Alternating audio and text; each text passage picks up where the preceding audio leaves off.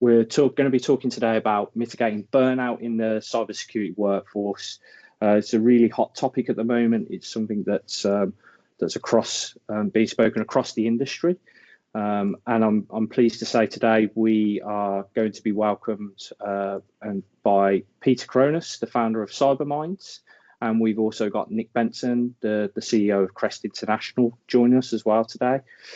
We do have a Q&A panel, which throughout the session, feel free to pop any questions that you might have in there. And then we have a Q&A session at the end where we'll look at answering as many of those questions as time allows. But I will open that shortly once Nick gets started. But yeah, feel free to pop your questions in there. And once again, thank you all for joining us. So Nick, over to yourself.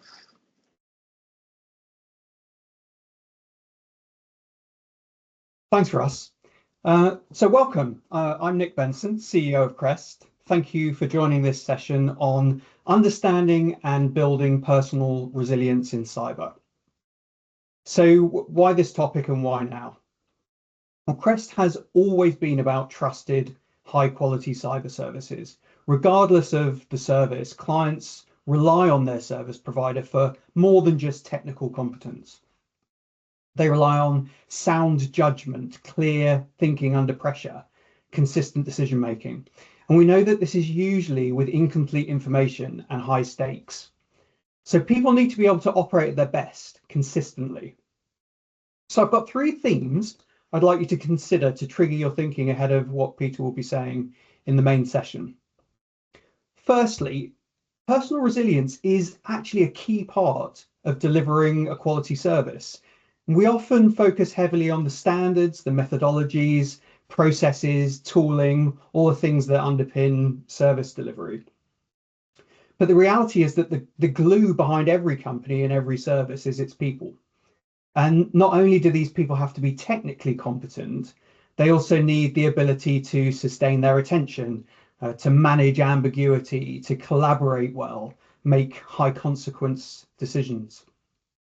But when our system is depleted, quality can drift, even for those with the most brilliant minds and the greatest of intentions. And it can manifest in ways that are really quite hard to detect. Perhaps it's a slow degradation of quality, perhaps it's low client satisfaction or loss of repeat business. So it's a key part of service delivery. The second part is culture. And a lot of people in our industry carry this quiet belief that if you're struggling, the professional response is just to push harder, say nothing. It's just part of the job. And that can feel like strength, but in the long run, it does come back to haunt you. And today we will suggest that actually noticing those classic signs in yourself and others, like anxiety or extreme fatigue, and then actually doing something to improve it, that is actually the more enlightened way and the more enlightened view. And it could even be something employers value as a demonstration of competence and resilience. So this we will put today to you that it is the real courage, the real strength. And it's not a reflection of personal failure, and in fact, quite the opposite. It's a commitment to staying effective, because as per my first point, if you do ignore it, that's where you can lead to underperformance. And for those of you who lead teams, there's actually an added responsibility, because looking after your people, that is a core duty of leadership. It's a core duty, a core part of sustaining a capable team. And your team will take cues from you, from what you normalize. So whether recovery is allowed, whether decompression is built into your life cycle at work, whether asking for support is treated positively, and whether high performance is designed to be sustainable rather than this permanently heroic culture that we sometimes or perhaps often see. And the third point I want to make is that there are real practical things that can be done to help that are tailored to our uniquely intensive environment. And I think this is particularly important in cyber because we tend to have very little patience for theory that can't easily be tested in reality. So this isn't about empty gestures or generic well-being goals that you often see out there. This is really about adding to our existing individual and collective capabilities with approaches that work in real life. And when we're talking about cyber resilience, as we often do, we talk about having layers of controls. so that when things get tough, we have the best chance of succeeding or recovering as fast as possible.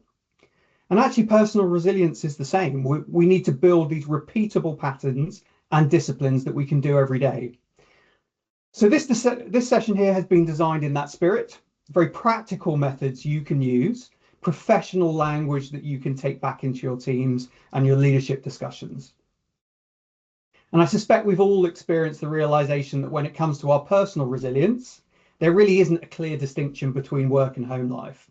And when our work stays in that threat mode for very extended periods of time, we know inevitably it's going to spill into our life outside of work. So the things like sleep, like relationships, health, they can all be impacted. So looking after yourself, it is not weak, it's not selfish, it's part of being able to show up reliably, both at work and at home. So in this session, you'll hear about the Cybermindz ethos, which I think is absolutely fantastic. You'll also get a short demonstration of a usable technique, which is aimed at helping people reduce their stress and restore performance. And then, as Russ says, we'll open it up for questions afterwards. So without further ado, I'm delighted to introduce Peter Coroneos, the founder of Cybermindz, to share more. Thank you.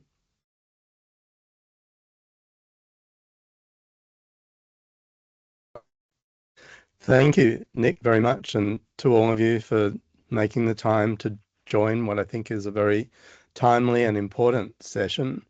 We very much value the collaboration, evolving collaboration that we are forming with CREST.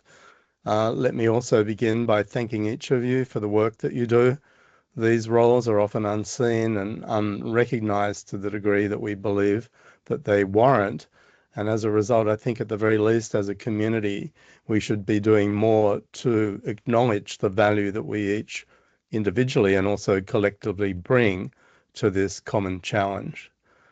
My own background is one of leadership within cybersecurity over the past 27 years now. As the head of the formerly the Australian Internet Industry Association, we began doing work in cyber policy back in 1997. We built a lot of industry schemes and user empowerment initiatives. We helped craft legislation, which formed models for global application and modification. So, in this long history of nearly 30 years in cybersecurity, the one thing that we really didn't anticipate at the outset was really, as Nick alluded to, the degree of impost on the individuals, the practitioners themselves, that have been the part and parcel, actually the bedrock of our entire cybersecurity risk management process. And so I think as we moved through the pandemic in particular, and we started to see a major upsurge in the fallout from stress, particularly through remote working and the ripple effect that that's had through society. And of course, we've had major breaches that are coming seemingly more frequently and with more impact. And the net result of that is that we're seeing cyber professionals that are burning out.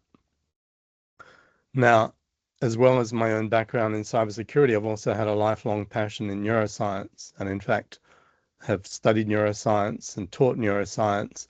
And it really is a major, I think, innovation here that we're able to bring the best of what neuroscience tells us now about the human mind and the brain in particular, and what demands we are asking of it in this new virtual threat environment.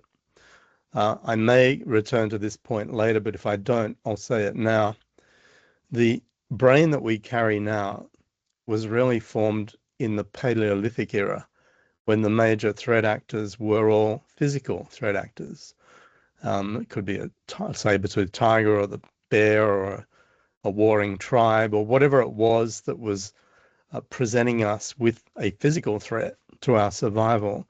The limbic system, which is the part of us that governs the flight and fight response, was really optimized as it came to us through lower species and the proto-mammals, but it was optimized for a physical threat. It was never optimized to help us manage a virtual threat environment. And the key difference is that, excuse me, with a physical threat actor, generally it's episodic. In other words, they present there's some form of conflict, challenge, and escape, perhaps, but then everything's designed to return back to an equilibrium state of rest and digest, which is the counterpoint to flight and fight. In non-physical threat environments, particularly in cybersecurity, but you could also say generalized workplace stress in the 21st century, the threats and the challenge is more continuous. It's relentless. And so as a result, we're being held in a state of hypervigilance, even when there's no actual threat unfolding in the moment. And the net result of that, if it's not managed successfully, is that something begins to break and we begin to experience the classic signs of burnout, which I can speak to in a moment. But really, just to return to this slide, the mission and the ethos of Cybermindz is really to bring the best tools that we now have from neuroscience and some of the more ancient traditions that have been integrated into our approach, and bringing it into cybersecurity so that we can rebuild resilience at the neurological level, at the psychological level, so that we're able to not only survive in these roles, but really bring the best of what we've been trained to do into every situation. And importantly also, to then also be able to switch off when it's time to go home, spend time with family, to learn how to regain sleep again, that precious commodity that seems so elusive these days, and then to show up again refreshed and ready for the next day. So I think that high level is really a statement of our mission. It's to alleviate suffering amidst or amongst cyber professionals, our peers, and to get everyone back into a state of optimization in a way that I think human evolution didn't really equip us for. So we're trying to retrofit, effectively do an upgrade to the operating system that carries us through the day. Next slide, please, Russ. Now, over the last 12 months, we've been going about 3 years, nearly into our 4th year after June. We initially sort of came at this very much from the human optimization, psychological support, and compassionate concern for our peers using a military-grade protocol that I will demonstrate at the end of this session.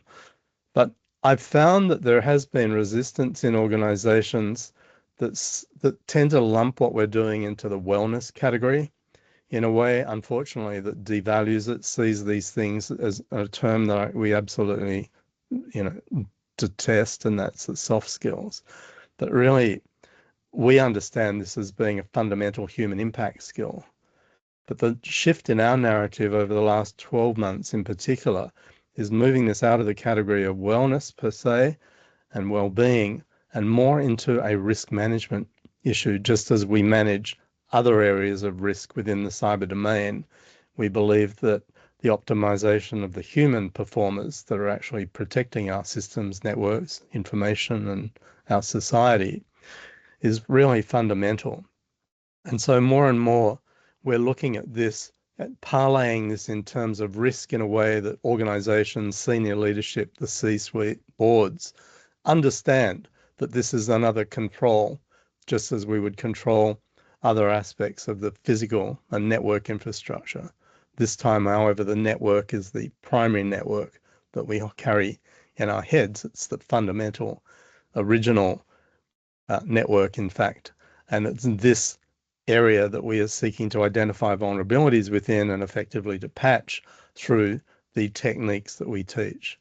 So the net result is that rather than allowing judgment to atrophy and our capacity to make clear decisions under pressure to suffer as a consequence of this relentless stress environment that I mentioned, more and more we're looking at this as a way of narrowing the attack surface, which we say is the defender's brain, is the new attack surface, and in a way mirroring technical debt, as the slide implies, that the system is invisible until it fails.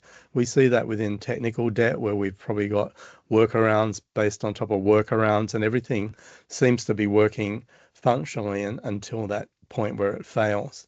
And I think in the same vein, burnout is to be seen like that the signs are often not that obvious until suddenly you reach a point where you just can't keep performing in the way that you would wish to. And you see that rapid unwinding, particularly under a breach situation. And we work with organizations, major ransomware victims, organizations and their cyber teams. And it is really something that we need to be mindful of, that we've got playbooks in place to manage the psychological fallout of a major incident, just as we have playbooks in place for the other aspects of cyber. If we can move to the next slide, please. So then, in that sense, the indicators of burnout should be seen as risk indicators. So in other words, I'll tell you what the 3 indicators of burnout are now, so that you've got a sense of what modern psychology sees as the things to watch out for. The first one is a sense of emotional depletion, just a sense of exhaustion that doesn't go away with rest.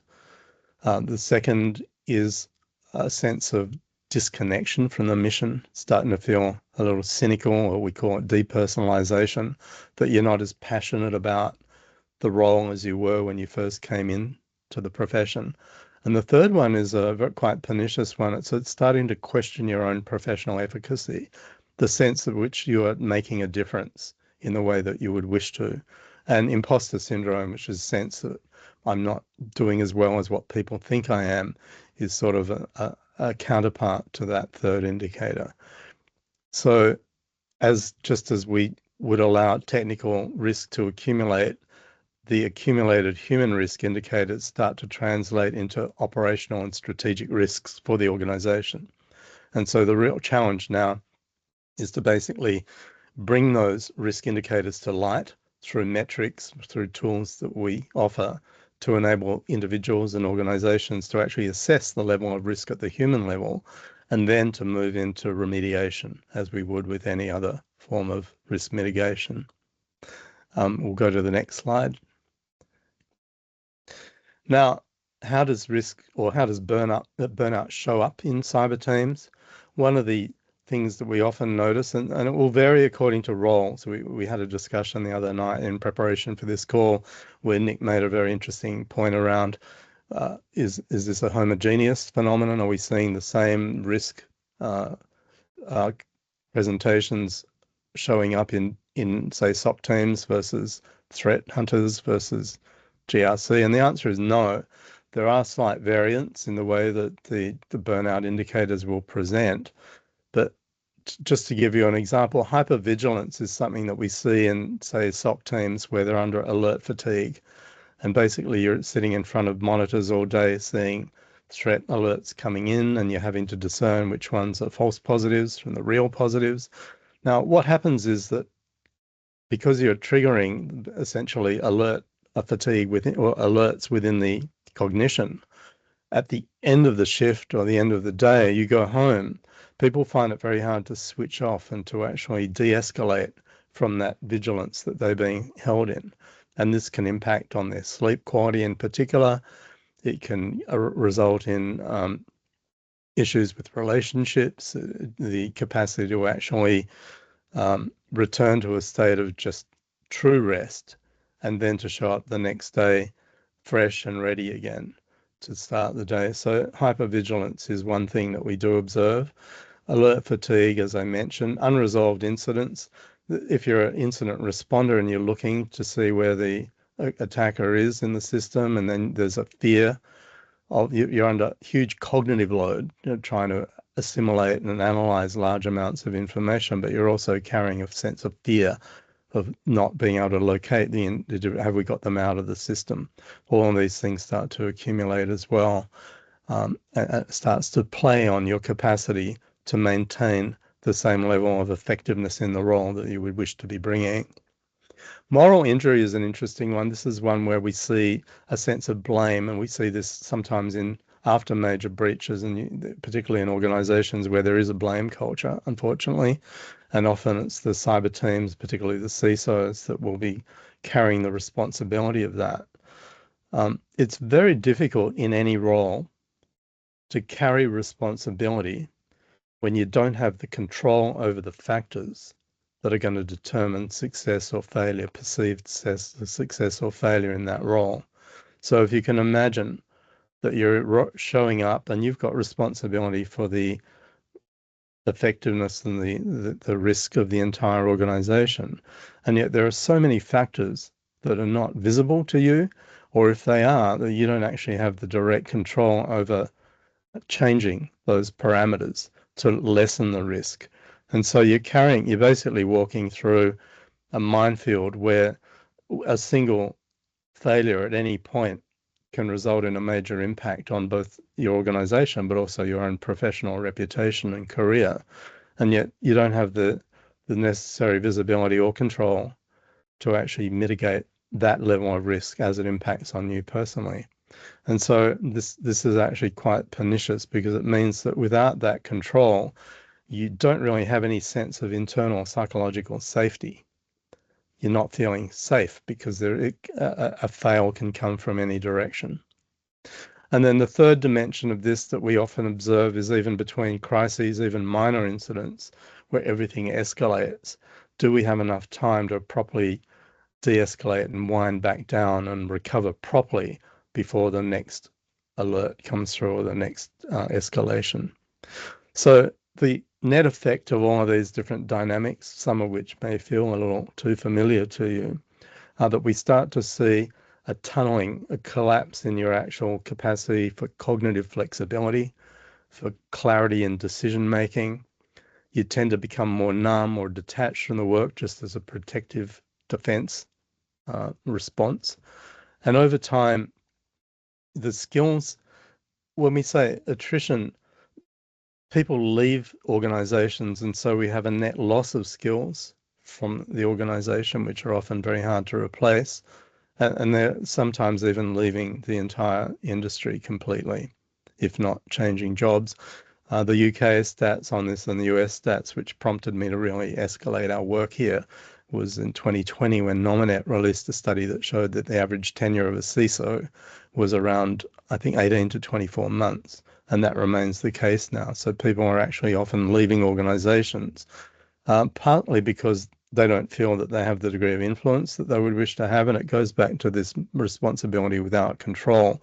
It gets to the point where that's untenable for them individually as a professional. So they leave. We'll go to the next slide. Now, one of the pernicious things about the degradation of capability is that, as we say, it's actually accreting, it's building up in the background. And so while you still have the skills that you've trained for, it's more the capacity to actually fully deploy them in the moment that starts to degrade. And we often find people under chronic stress, you start to see it in that you become more forgetful. So you see lapses in working memory. Your capacity for cognitive flexibility, which I mentioned, this ability to see each situation in a novel way and not start to conflate them and compound because there's just too much going on for you to actually form that nuanced capacity for an analysis and response, starts to drop away. We tend to retreat back into heuristics, and this is a classic sign of a system that's under heavy cognitive and emotional load, is that as a defense to that, we tend to drop back into biases and things that have worked before in the past, but aren't necessarily the best response to the situation in the present. So when we lose cognitive flexibility, we lose that capacity for fine, detailed, timely analysis, and instead we drop back into this more rigid method of thinking, and it's really just simply a sign of a system under overwhelm. And then thirdly, sometimes these sort of stressors surface as a diminished emotional regulation. So we tend to get more irritable or even reactive, and this can start to impact on team morale. There's more conflict within teams because everyone's under pressure, and basically the team cohesion starts to fracture. And so really the key point for this slide is that you're not losing your skills, but it's more about you're losing your access to them. And I think, again, this is critical for organizations like CREST, and you guys work so hard and your members to actually build skills, to actually train and to keep your training fresh and to do all the things that you need to at the technical level, But I think to Nick's earlier point, it's just as important to maintain your capacity to access them. And that's where the work of Cybermindz comes in. Next slide.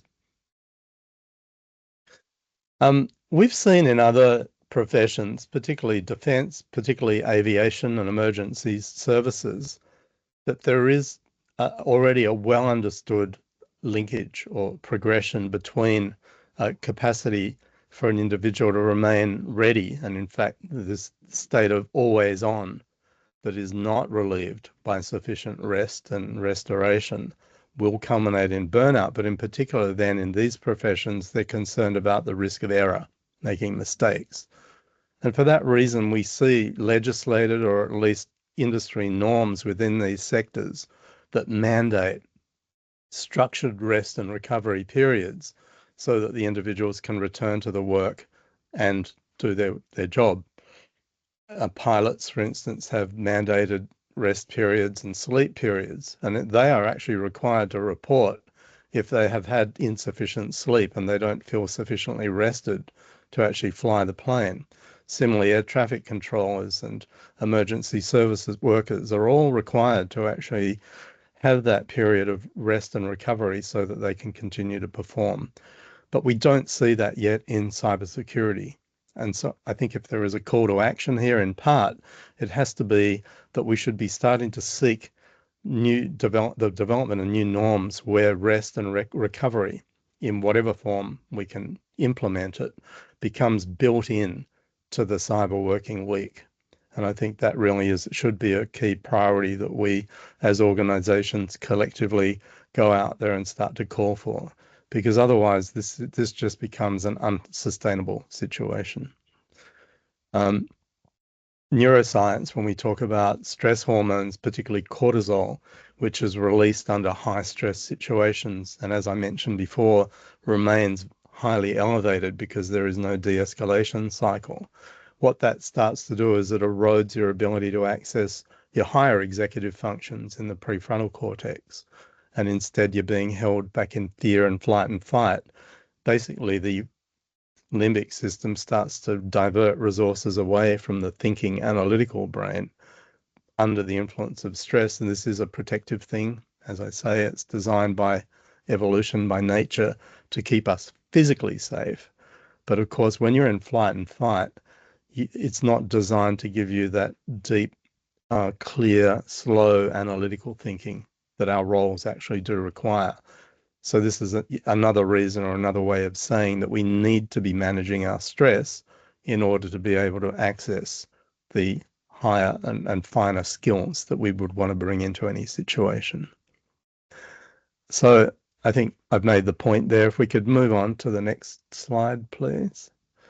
So let's move the discussion now into more of the practical steps, the actionable steps that we can be taking as organizations, as cyber leaders, to actually start to turn back the tide on this progression of burnout that we're now seeing.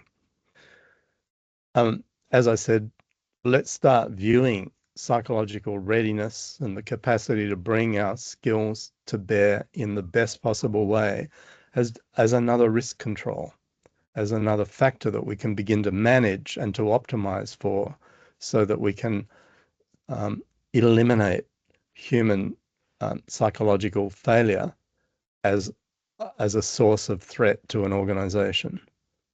Secondly, and importantly, as with any risk control, you want to be able to measure it.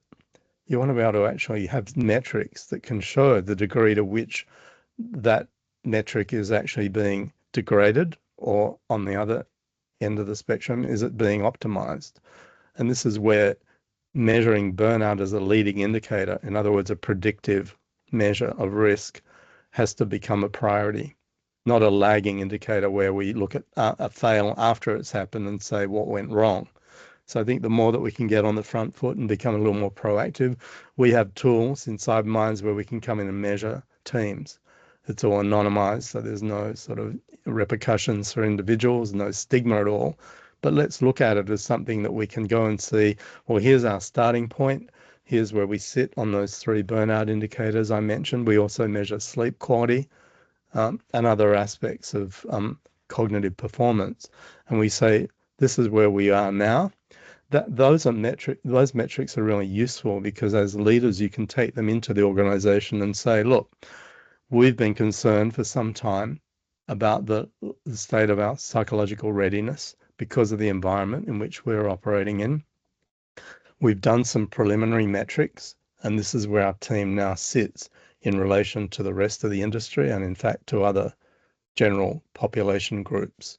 For sleep, for example, when we measured that, and we do research in Cybermindz as well with organisational psychologists that work with us, we've got a baseline study that's been ongoing for nearly 3 years now, and we're measuring these very things that I'm talking about. But on sleep, we found that the average cybersecurity professional, 46% of them report bad or very bad quality of sleep.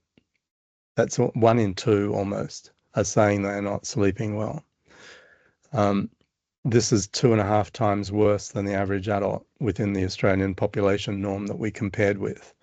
So, to me, that's unacceptable, that we should be having this level of degradation of the primary restorative thing that we hope to achieve every night when we go home. We're not sleeping well.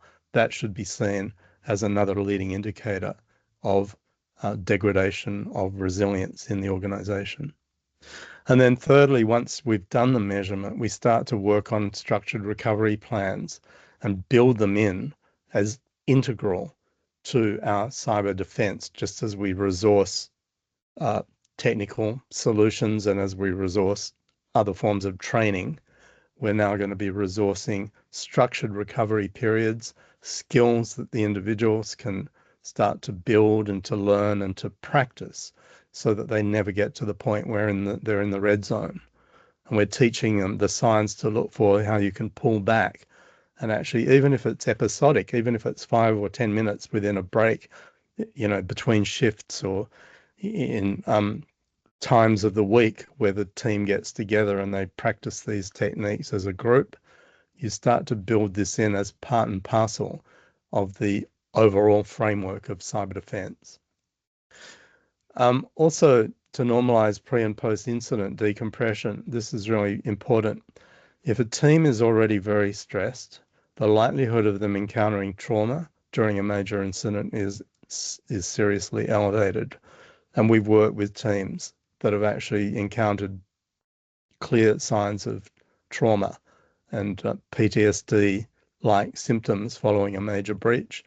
We worked with one particular CISO in Luxembourg who lost 6 out of 10 of his cyber team after a 4-month insider attack was uncovered and finally remediated. But the trauma that they felt, the sense of betrayal in that case, remember I talked about moral injury? That's a case of moral injury where you feel violated actually at a personal level because you weren't able to pick this thing up. And if that's not treated, and if those individuals are not remediated as soon as possible to the actual incident, they are going to encounter signs of trauma, post-trauma. If they leave the organization, then they're actually leaving with untreated trauma, which in itself, I think, is a breach of the organizational duty of care that we owe it to individuals that we're holding in high stress roles to actually be protecting them from psychological injury. On that point, jurisdictions like Australia now have introduced psychosocial workplace regulation. So it's actually becoming more and more legal requirement that if you are subjecting people to the risk of psychological harm, then you have an affirmative obligation as an employer to employ preventative strategies and restorative measures so that the individuals don't suffer psychological injury, just as they would suffer in the old days, the traditional OH&S workplace, working in dangerous environments.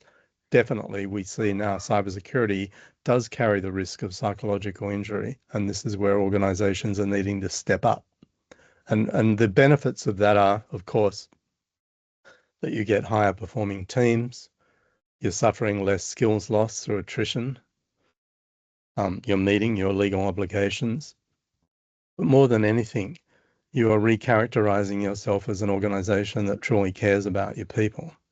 So it checks all the boxes And really the cost of implementing programs like this relative to the cost of not implementing them and then, suffering either a higher risk exposure and or people leaving the organization, really the cost benefit weighs heavily in favor of doing the preventative work.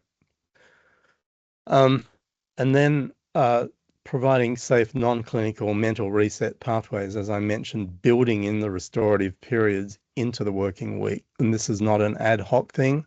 This is not something where we just do a wellness day once a year, or it's mental health or are you okay day, and all these things are great. Or even, drinks after work on a Friday may feel like something that's being done to help the team and cohesion, but it's not going to have the same degree of efficacy as a structured, integrated program that is specifically designed for cyber professionals to help them identify and manage their own internal psychological safety and their risks. Let's go to the next slide. I'm going to move now to the CREST protocol. So this is the technique that we've been using since 2022 when we launched. Cybermindz is now incorporated as a non-profit in Australia, in the US, and also in the UK. And we've also commenced operations on Europe, in mainland Europe. The protocol itself, CREST, stands for Integrative Restoration. And it's a method that was developed by a clinical psychologist, Dr. Richard Miller, in California over the last 40 years. Richard is now actually a director of Cybermindz. He's on our global advisory board. I'll be spending time with him again in California in a couple of weeks from now. But Richard has been a pioneer in this area.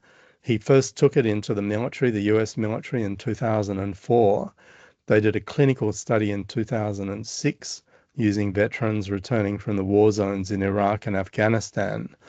And they started to implement CREST as a standard program within the returning veterans in the Walter Reed Army Hospital, particularly with returning with PTSD. And Richard was able to achieve such dramatic decreases in the symptomology of trauma over a number of just 12 or 18 applications of the protocol that the CREST is now used in about 86 VA facilities and military hospitals throughout the US, also in the UK, Australia, Canada, because it is so highly effective in actually healing psychological trauma and also allowing people to return to a state of internal, deep psychological well-being. The way that it works, if we talk, and it's also used in other domains outside of the military through emergency services, through to even to health sector, palliative care, clinical high-level support, burns units, other things like that, where the professionals are facing relentless stress. So it has wide application. There's about 45 scientific studies that support its effectiveness. And on that basis, when I trained in it during the pandemic period, when I had some time to do some upskilling myself, realized that we had now a very powerful tool that had a high level of applicability into cybersecurity. And so that's when we started applying it. And we've found that we can reduce stress indicators by about 27% after 8 sessions. We're seeing improvements in sleep quality. We're seeing subjective responses of people reporting that they're making clearer decisions. Team morale increases as well when we come in and do it as a team program. And we also have a leadership program. We actually have a bespoke program where we can provide one-on-one support for leaders and executive coaching at that level. But to return to the second point there, the mode of action, how does it actually work? Well, it's a guided practice, and it is actually a facilitator, in this case it'll be me in a minute, will actually lead you through a series of steps where you're progressively detaching from the constant thought stream that's going on in your mind, and we're anchoring back into the somatic felt sense. We call it interoceptive awareness, where we're feeling into the body, we're feeling into breathing, and we're using that to anchor back into a internal sense of psychological safety that we say is always there. It's always there. It's present. We call it, for lack of a better word, the inner resource. So you can imagine that you've got within you a part that is never touched by any of these external stressors. And what we're showing you is how to locate that, how to drop back into that, how to take some rest and restoration in that space. And then progressively over time, if we're working with trauma or difficult emotions or beliefs that may be limiting us, we're able from that platform of strong psychological felt sense of safety to gently, gradually inquire into these other subconscious things that have been holding us in high stress or in high vigilance. And gradually we start to diffuse those internal pressures so that we get a newfound sense of just relief and release. And as a result, we see downshifting in the physiological stress indicators, the sense of cortisol and hypervigilance starts to fall away. We get clarity returning because now we're able to direct neural resource back into our prefrontal cortex. Sleep improves because we're not going into the sleep state carrying a whole lot of cycles that are still running in the background, which is often the cause of poor sleep. You wake up in the middle of the night and the mind's racing is a classic example of how unprocessed emotional energy or cognitive unresolved problems resurface from the subconscious mind back into the conscious mind, and then you wake up. And so by restoring and reversing that process and providing a bit of dissolution and deep rest prior to even sleep, you end up with better sleep. And then over time, the cumulative results of all of this we would predict will be professionals that have a longer career. They're more satisfied with their performance because they're now able to access the full range of their technical skills and also their human skills within teams. Empathy increases because, empathy is one of the first casualties of emotional exhaustion. So if a person is feeling absolutely depleted, and not only do they not have enough to give themselves, but there's nothing left over to give anybody else as well. So you actually find that by restoring emotional resource, you're actually able to perform or to instill a greater sense of empathy as leaders and even as just members of the team. I really believe that the adversaries really have us engaged in a war of attrition. And the relentlessness of this is really designed to break our will and to break our spirit and to break our effectiveness. And if you're familiar with the ancient writings of Thucydides and the Peloponnesian Wars, wars of attritions are not a new thing. And we see it in Ukraine, for example, unfolding now. I mean, these are very real things, and they have deeply impactful effects on the individuals that are the defenders.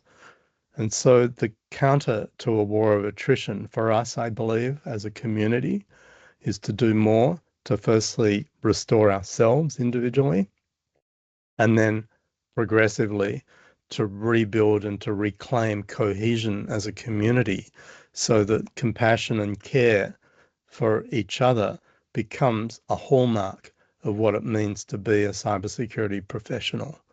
And that is the way that we will resist the attritional effects of a war that seems to be without end. So I think to leave you with a positive message that there is much that we can be doing. I'm excited with our partnership with CREST. Just so you know, Nick, I've signed the MOU. It's in your inbox. So we're going to announce something formally soon to the media about a new partnership between CREST and Cybermindz. So watch this space. How am I doing for time, Russ? Yeah, we're okay. Give me how many minutes we've got left. So we've got about, if we do Q&As, we've got about 20 minutes, 25 minutes. Good, perfect. So what we're going to do now is I'm going to give you a sample. It won't be the full 10 steps of the protocol because that involves some training and it also will take a bit longer. But I'm going to give you the first few steps of the sequence just so you can get a bit of a personal experience of what it feels like to start to drop out of the ruminative mind, the thinking mind, and back into more of this somatic sense where we can gain a bit of relief. We also, interestingly, there's a lot of psychology around, how can I put this? People that are highly stressed lose their capacity to feel happiness and joy. So one thing that we also build into this is actually a reclamation of an internal state of joy or well-being, or at least feeling okay. And we actually build that into the protocol as well, so that when you emerge from the sequence, your mood is actually higher. And what we're doing actually is we're boosting levels of serotonin and dopamine through the technique that I'll show you in a minute. So it might sound a bit sort of simplistic or too good to be true, but we can actually engender within you a greater sense of this just overall uplift in your spirits just by an element of the practice that we will do. We find that when people are back in that sense of connection with mission as well, they feel that they have a greater buffer against psychological stress because they're more connected with the why of what we're doing here. And I think it's when we start to lose that why, that sense of purpose, that again, then it becomes a degradation of our capacity to remain, fit and fully engaged in our role.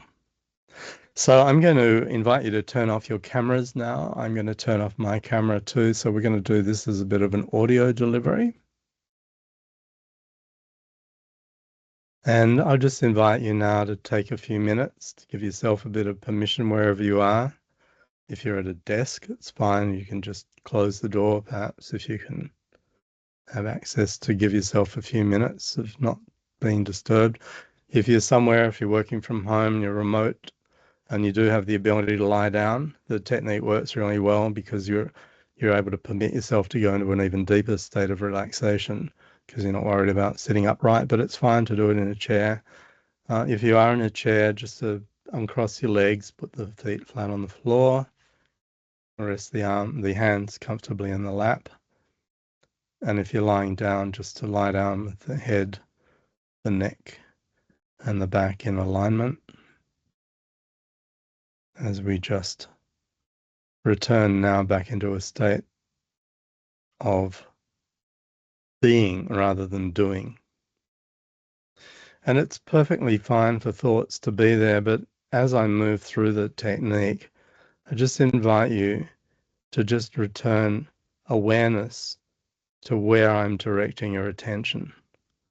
And so thoughts can still be there, but we're just letting them drift away as we bring the tool of awareness, which is the capacity that we're actually learning to build here, back into directing it to where we want it to be rather than where the busy mind might want it to go. So let's just begin by allowing the awareness to roam free. And we're not directing it in any particular way now, we're just checking in to what's around us. You can close your eyes if that feels comfortable for you, and we're eliminating visual stimuli. We're just noticing sounds in the room or outside of the room. And we're not really analyzing or labeling them as much as just noticing them as sound.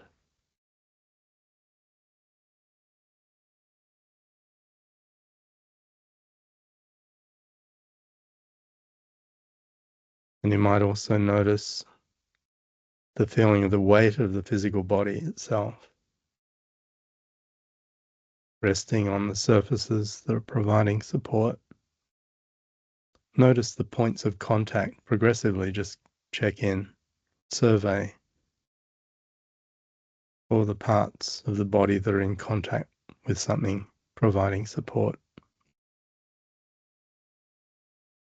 What's supporting your hands, supporting your back, and supporting how you're sitting or lying down, and what's supporting under your feet. And just feeling gravity moving, acting through you into these foundational structures that hold you. And just letting that go, can you check in and feel into where there may be areas of warmth in the body?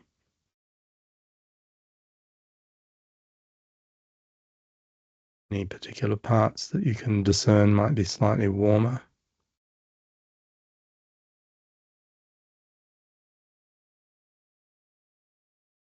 And maybe to find the opposite, are there parts of the body that might feel cooler? Maybe where the air touches the skin. Or perhaps is it the inflow of the breath through the nostrils, feeling cool as it comes in? Maybe slightly warmer as it goes out. And if you can't discern any difference, it's not important. It's more just about checking in to the physical body. Maybe even discerning, and can you pick up any residual tastes in the mouth?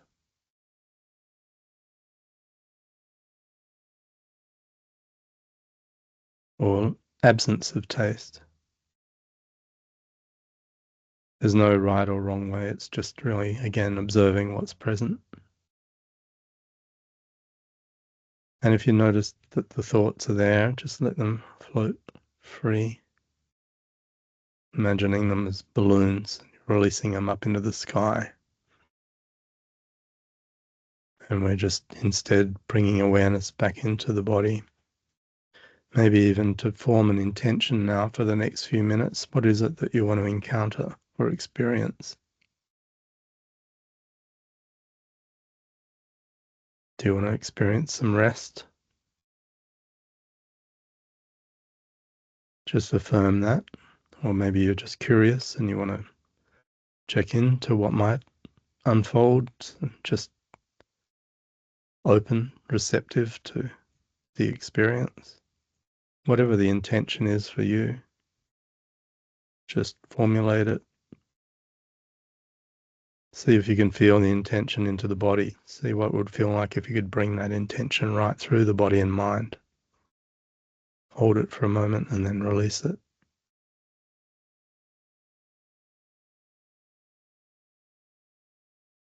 And the reason we do this is it's like we're instructing our subconscious mind. Just going to orient the direction of the practice for you in this moment. And then could you find within yourself now, maybe using a memory of a time where you felt very safe, maybe a place in nature, just create within your mind a feeling of safety and calm, and use visualization. If there's an image or a person or an animal symbol even representing strength for you or peace, whatever it is, just anchor into that felt sense. I am safe right now.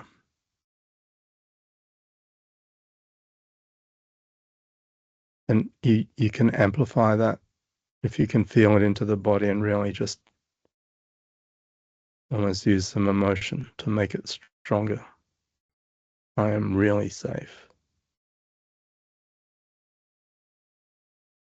Okay, and you just tag that state and we can return to that. If I say come back into inner resource, in a few moments, just come back in with the image if it's helpful, and then just come back into that sense of safety. It's important that we learn how to do this because this becomes the refuge from which we navigate the challenges of life. And now, releasing that, knowing that it's there, we can do a quick survey of the physical body. So we're going to go into felt sense of, let's check in with sensations in the mouth. Feeling into the tongue and the lips, the inner walls of the mouth, the gums, the teeth. Just that whole region of the mouth. Again, feelings and sensations is what we're checking in with. The jaw the hinges of the jaw, up into the cheeks, the ears. Come back into the nostrils and the flow of air. Just track a few breaths as the air flows in and out of the nostrils.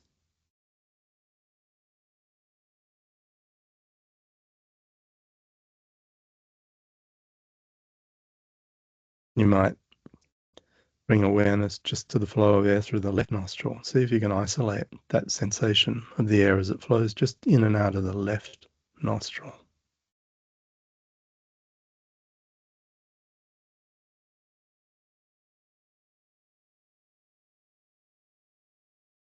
Not trying to fix or change anything here, just noting what is present.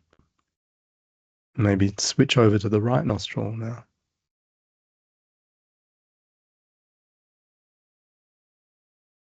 You might even discern that the flow rate may be different from one nostril to the other. Again, not a problem, just an observation. Go back to the left nostril again.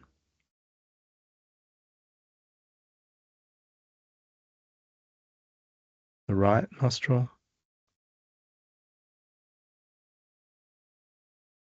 And then sensing the flow through both nostrils together at the same time. The breath steady and relaxed.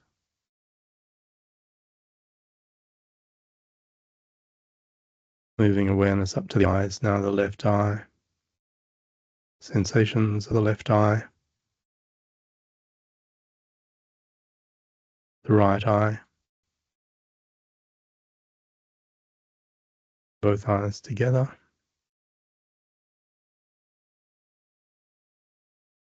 Top of the head. Back of the head. Back of the neck. The throat. And then just combining all those sensations into one generalized sense of the entire head, face, and neck as sensation.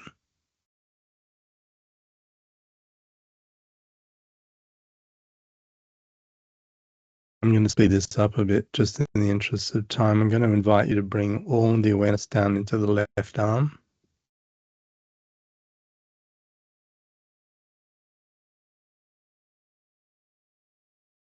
The right arm.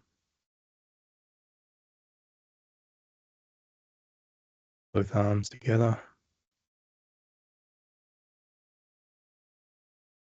The torso, front, back, sides, the entire torso as a field of sensation.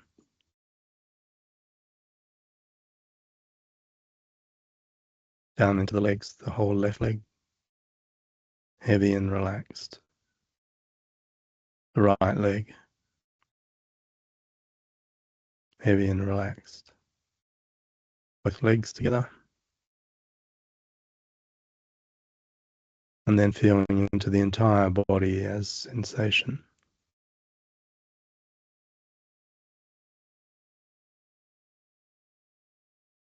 Checking in now with the breath, counting in 4 counts on the in-breath silently. Noticing a pause and 4 counts on the out-breath. And another pause at the end of the out-breath. Natural, not forcing. Then the breath returns. So do this for a few cycles. 4 in, pause, 4 out, pause.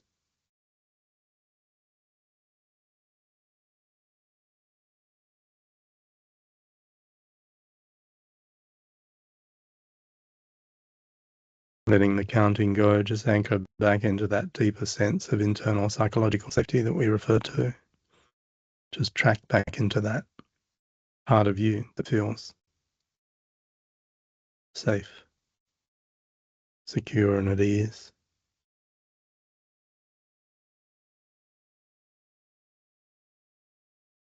And might you even drop back into the awareness that sits behind all of this experience experience and just rest in awareness for a moment.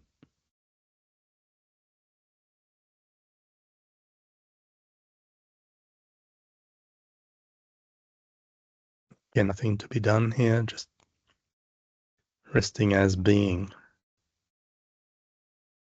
awareness.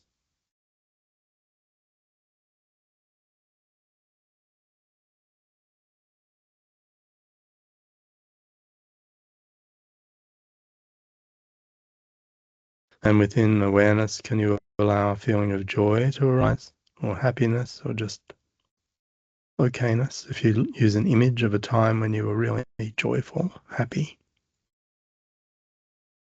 bring in the feelings through the mind, but into the body, and let the whole body feel saturated with this sense of just well-being. You could even allow a smile to form on your lips.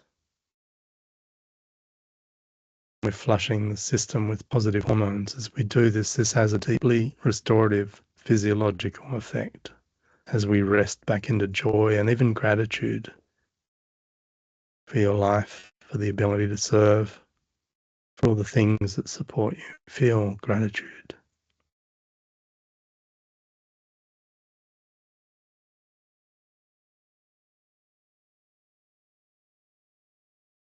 And we're going to return now back into the waking state because we're just about out of time.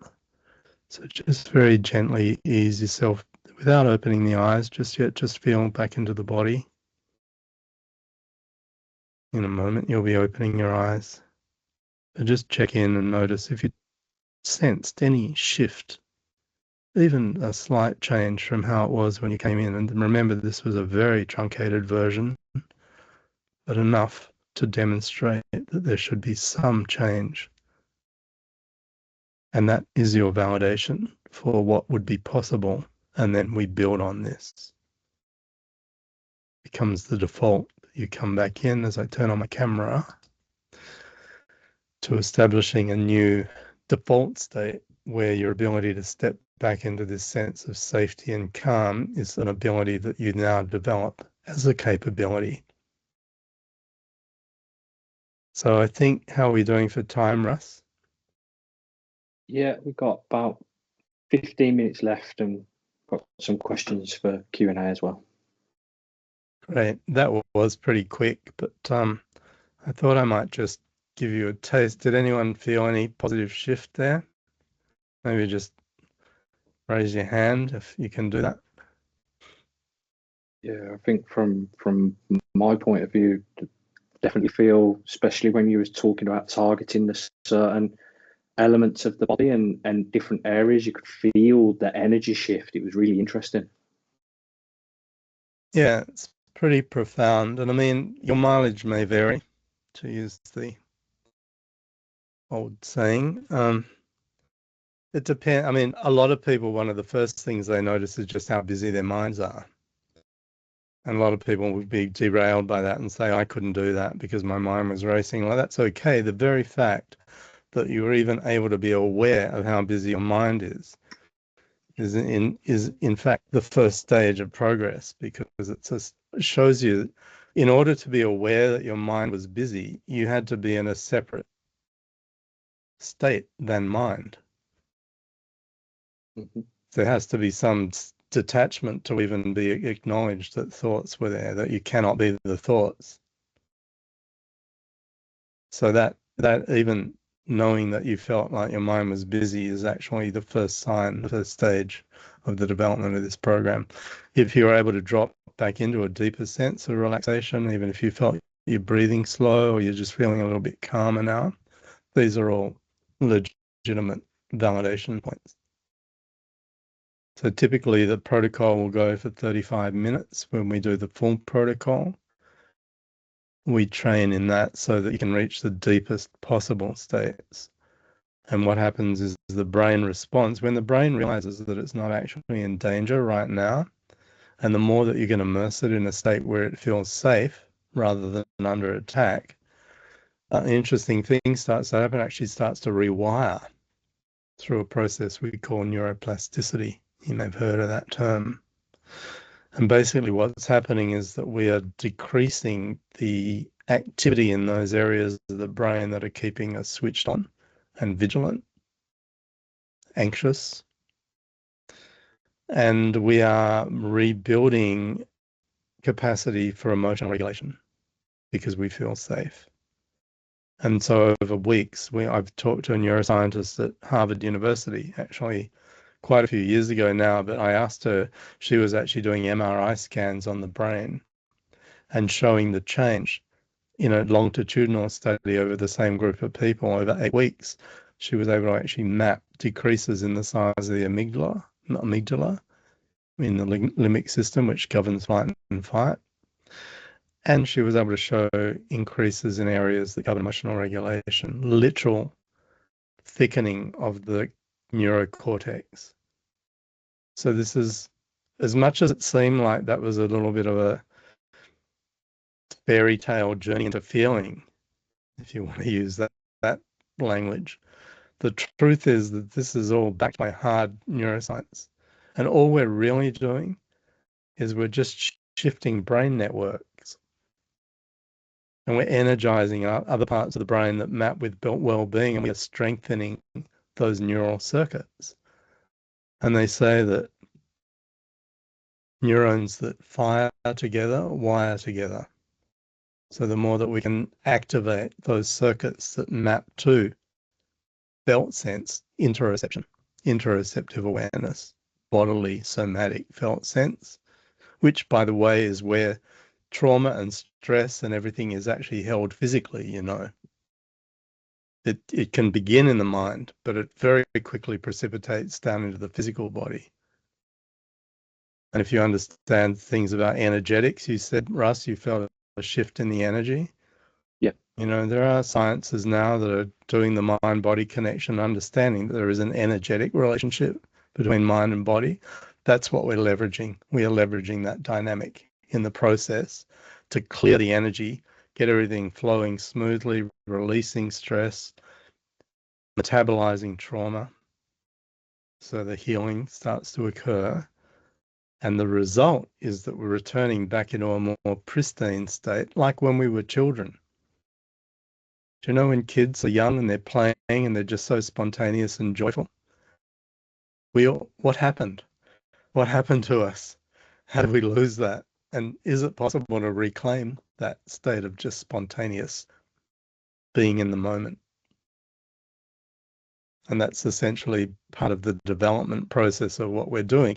So you can imagine that you're re-optimizing so that you retain all of the technical skills, but now you've got this deeper sense of this spontaneous creativity fully present.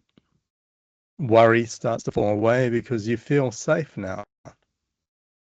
You may not be, not to say that a bad thing wouldn't happen tomorrow, but you've got some other way of framing it now where you can be okay even in the midst of, you know, an incident, uncontrolled circumstances. That's the key to this. Put you back in control of your own emotions, of your own thoughts. Sound good?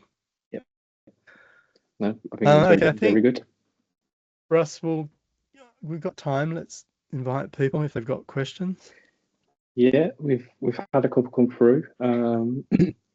So a question here is, how can managers differentiate between normal stress that drives performance and harmful stress that leads to long-term damage?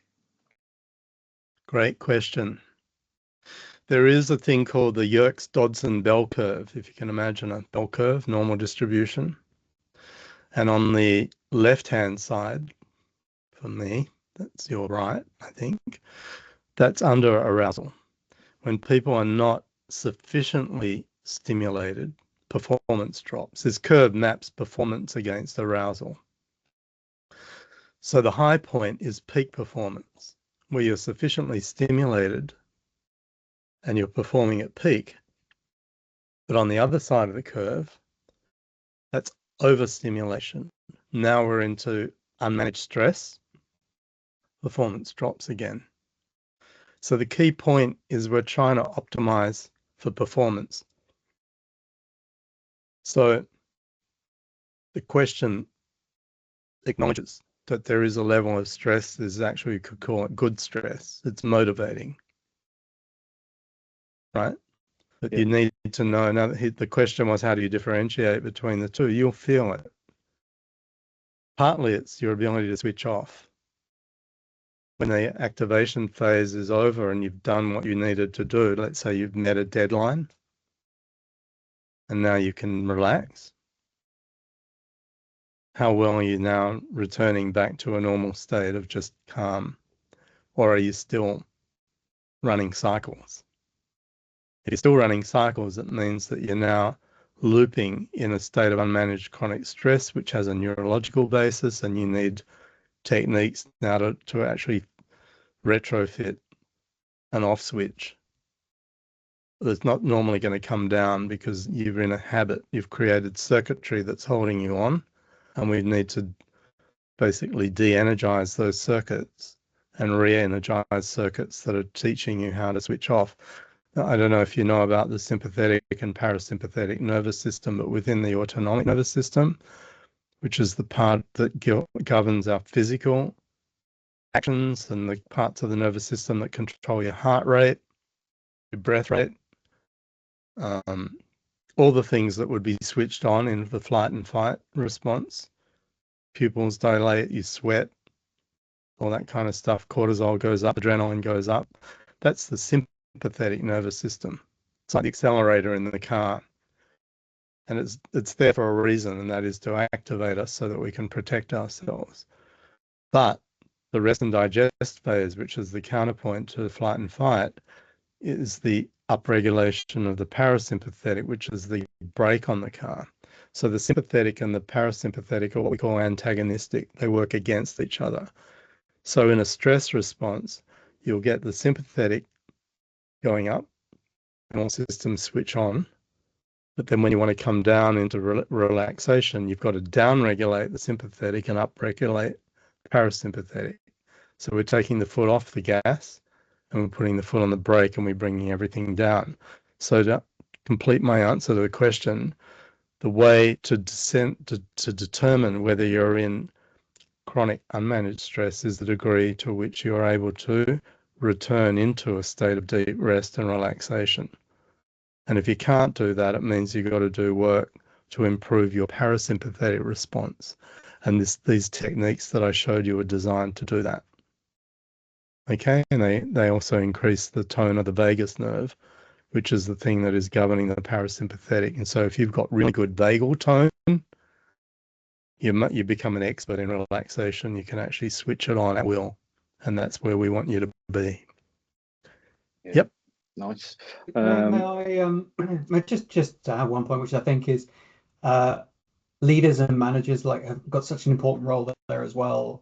Peter talked earlier about in yourself being able to identify the signs of early stages of burnout or even later stages of burnout. But then, the leader and the manager has got quite an important role in that balance between pushing the team to be their best and pushing them too far. And of course, every individual actually will respond differently. We know that, applying the exact same amount of pressure to person A and person B doesn't necessarily get the same outcome. And so I think there's a real important role for leaders and managers to play in understanding, are there signs that I've perhaps pushed this person too far, or they're just at that moment they don't have the resilience to absorb it. And I think that is as much a development of a muscle and a skill as learning about yourself. And I know we'll have a lot of leaders and managers following this session, so I think it was worth adding that point. I agree, and I think just to add to that, the more that you can create the conversation. I mean, your point at the beginning, Nick, is absolutely on the money, where you said this is not a weakness.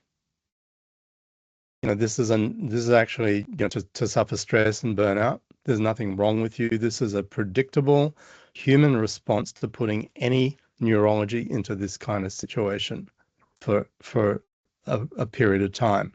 And so leaders and managers, one thing you can do as well as doing the metrics that I mentioned is to even just create a safe space for having a conversation, which is non-judgmental, where you can just check in with the team and just say, how are you going?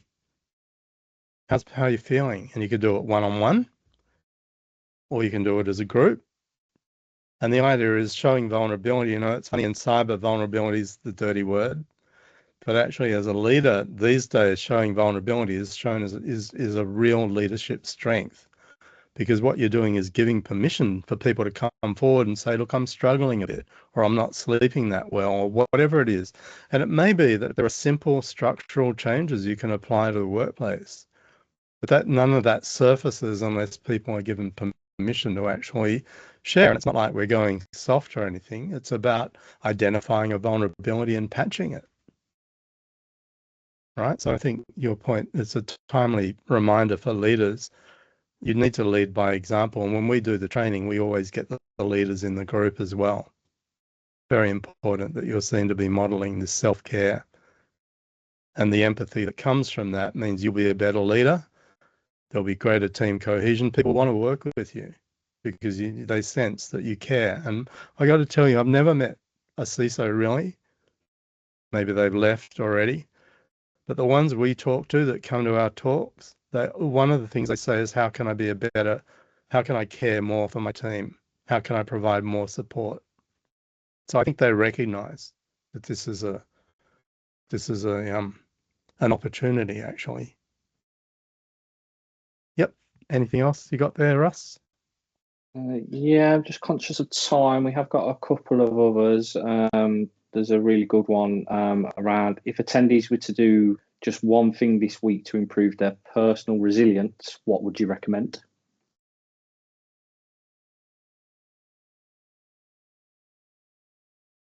It's hard. There aren't really quick fixes, but I think maybe make a commitment to exploring some of these avenues. Inquire into what best of. I mean, you can reach out to us. We can give you some research findings on how the training transforms teams. If you want to, we can give you some information. Check it out. I think just start to turn your mind to what would a long-term solution look like. I think because it really, I mean, you can do you can go for a walk. I mean, people are drinking alcohol. I mean, there's lots of quick fixes out there. You know, exercise is great, but at the level at which we're working, you need to go into the deeper stuff, because that's where the real sustainability and resilience occurs. It's a bit like saying, not to diminish the question, but if someone went to a CISO and said, what's one thing I can do to improve my network security? It's like, well, that's actually a very complex question. So I think the first thing is understand your network, probably would be a good thing to start with. So understand what are the factors that are causing you distress, stress. Start to delve into that, and then we can start. And then measurement, I think, is another one as well. Look at, have you got a fix on where I mean, you can't fix what you can't measure. Right. So that's an old saying from management. Okay. Anything else? Like I say, I'm quite conscious of time. So what we will do is, for any of those questions that have come through that we haven't been able to respond to now, we'll look at getting some written responses, and then we'll send those out with the recording of this webinar as well. So what I'd like to do is just hand over to Nick now for just like closing remarks. So over to you, Nick. Thanks, Russ, and thank you so much, Peter, for your generous giving of your time and your thoughts. It's an amazing demonstration of how you get real deep expertise in a topic, and that wonderful combination of cyber professional experience as well as the neuroscience is quite unique, and that's where we get these sort of light bulb moments that really resonate for us. And I think, just referring to one of the questions we didn't get to or thoughts was, can you create a muscle for this stuff through repetition? I think what I'm hearing is absolutely, and we often think we don't really have time for this stuff. We don't have time to invest in ourselves, but what a great demonstration that actually you don't need a lot of time. You just need the thought process to dedicate that time and the discipline to do so. And just a little bit of a moment of slowing down from our hectic lives where we're bombarded through Teams, email, phone calls, meetings. It can be overwhelming, and just to shut that out for a bit actually is going to make us more productive. So it's worth it. It's not a nice to have.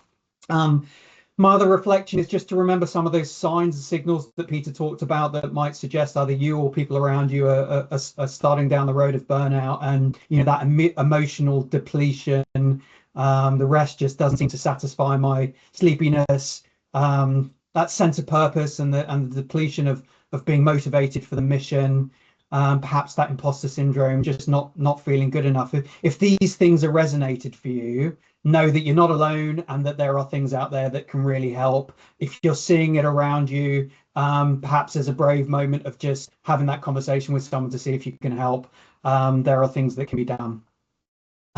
So thank you so much for joining us. I hope you found it useful. Thank you again to Peter for his time and his thoughts. And we look forward to partnering with CyberMindz increasingly over the coming months and years. So I think, Russ, thank you. We'll end the session there. Thank you. Yeah, thank you all. Thanks, everyone.